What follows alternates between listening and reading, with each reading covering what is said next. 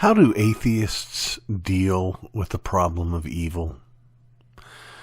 Well, I'm going to suggest that, like many other issues, the way they deal with the problem of evil is through incoherence, irrationality, and absurdity.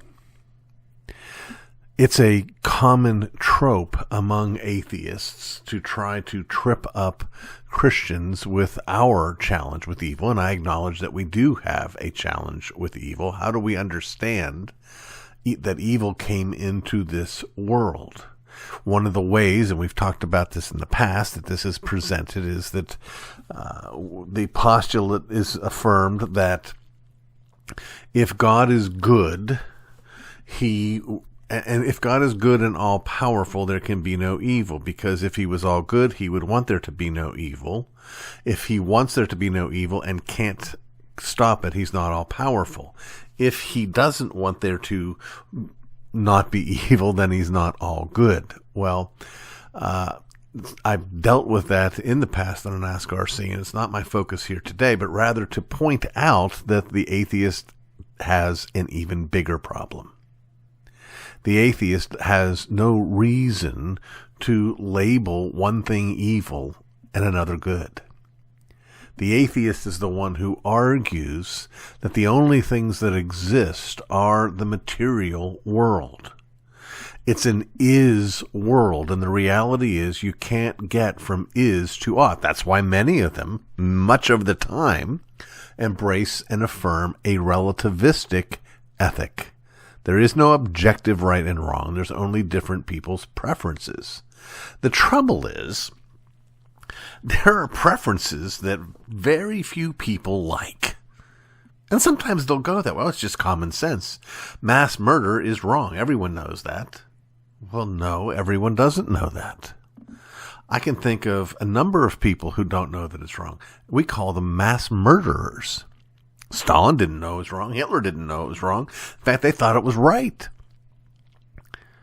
The question is, how does the atheist reach the conclusion that it's wrong? There is no, to the atheist, transcendent moral standard, a standard of right and wrong that is above all of us, that we all have to answer to. All there is personal preferences, and there is no reason to privilege one person's preference over another. That is, there's no reason to say, well, Mother Teresa's ethic is superior to Stalin's ethic. The only way it can be superior is by measuring it against a standard that's above them both, which we call a transcendent moral standard, which the atheist denies even exists. The atheist is left with a choice.